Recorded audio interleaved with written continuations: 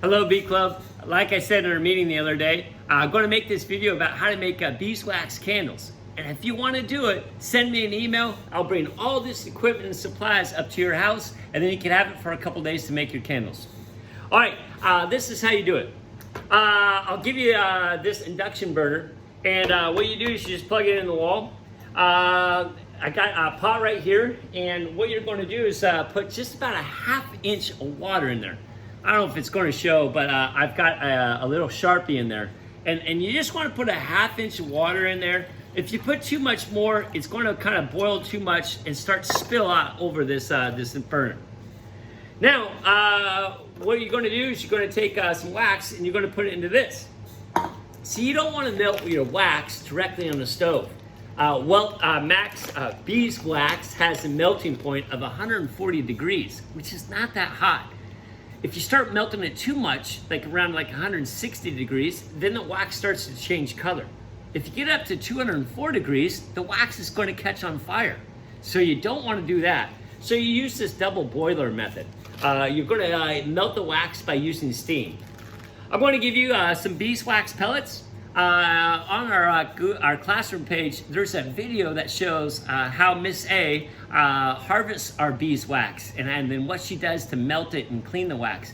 It's a great video. I suggest looking it up. Also, on that classroom page, there's a couple other videos there about some stuff that we did with the bees over the summer. All right, what you're going to do is you're going to take these pellets and you're just going to pour it in here. I don't know, it depends about how many candles you're going to make. I might go like half full or a little bit more than that. Put it on your pot and then do this. Press the on button, press the function button, and then here is it has a digital display that says 1200. This is how much energy is going into this pot. I found that 1200 is too much energy. It makes this boil a little bit too fast and steam starts coming out. So there's a minus button right here. Press that twice to get it down to 800. And now what's going to happen, steam's going to come out here. It's going to melt this wax. If you fill it more than a ½ inch, like I said, what's going to happen is the steam's going to come out and it's going to start to bubble out and kind of spill down on this burner. That's not bad, but it's not the most, it makes it a little bit stressful. Every now and then, you want to lift the pot and check out how much water's in there. If it's been boiling for a while, you may have to add a little bit more water to it. All right, I got my wax here. It's beginning to melt. Now what you need to do is need to get the molds ready. I'm going to give you a couple molds. This is a mold that makes this candle. This is like your iconic beehive shape. It's called a bee scap. I don't know why they came up with this shape right there. There's probably some reason for it. I've never seen a beehive that ever looked like this, but maybe in case there is. So this candle, this mold right here makes this candle. This mold makes another scap one. This is kind of cool right here. It comes with the mold of a bee right there. And then this one here is the same one, but a little bit smaller format right there. So I'll give you all three of these molds. You can make all of these candles or you can just make one of these candles. The first step that you want to do is I'm going to give you this spray, and you're just going to give the mold just a quick little spray. What this does, there, just a little couple of squirts in there.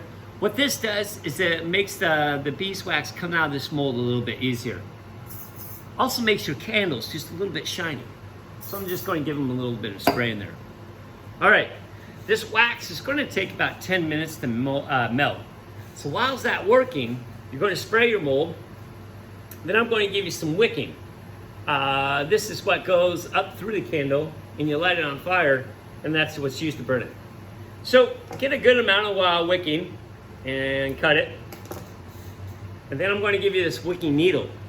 At the end of the wicking needle, there's a little hole, and somehow, some way, what you're going to have to do is you're going to have to get this wick through that hole.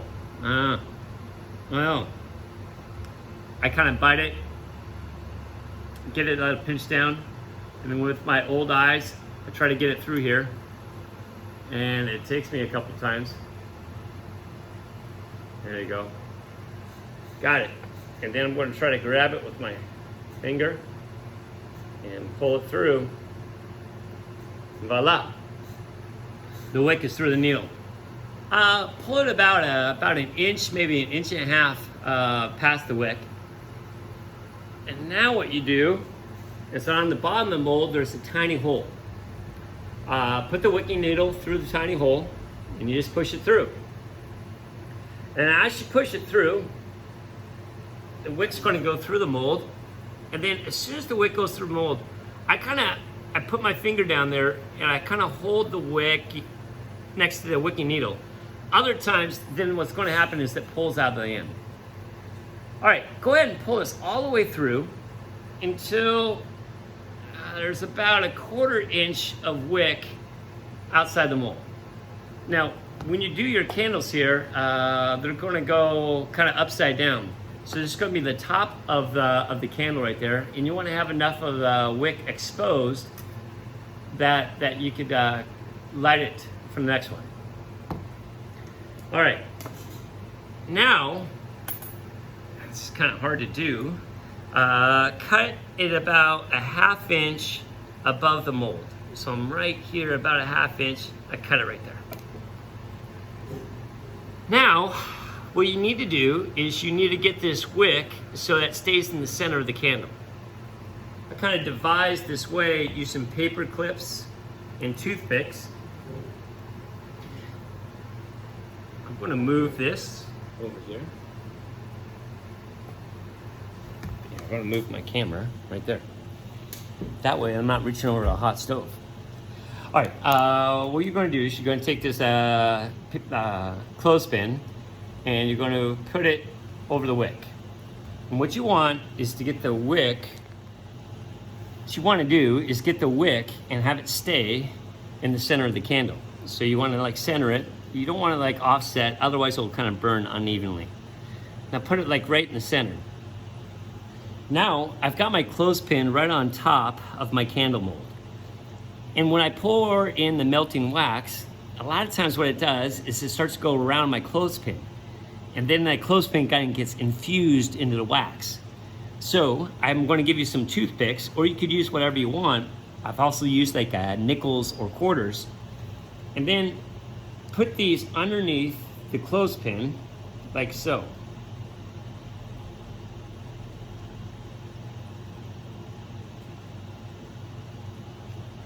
There, you got it. So now my clothespin is up a little bit on my mold. I've got it centered, so it's right in the middle. And then I'm going to be able to pour my wax all the way up to the top, and it won't touch my clothespin. Now, all we need to do is wait for the wax to melt. All right, well the wax is all melted, and let me tell you, it smells great. Now what we do is I'll just slide off to the side, get my molds all set. I got these other ones also set up with the wick inside and the clothespin on top. And now you just take the top part off. There's these little pour spouts, and you just pour the wax in. And when you pour the wax in, you're going to pour it to just the top. Try not to overflow it. Got that one all poured. And then I'll move on to this one. If you have some wax left over, it's okay to just leave it in the pot and let it cool in the pot. Then you can remelt it, or the next person that's going to borrow the equipment will remelt. So I think I got enough for this one here. For that, I did. So I got this wax that's left over here. I'll just leave that in the pot. I'll take my pot off, plug it, and it'll just kind of cool in the pot, and it's good. Now, you're going to let the candles cool for at least 4 hours. And then when they're all cooled, it's going to be like this. You'll notice that it's going to shrink a little bit. Now, how do you get this candle out of the mold? What you do is just kind of gently pull away at the top. If it starts to rip, just go ahead and stop.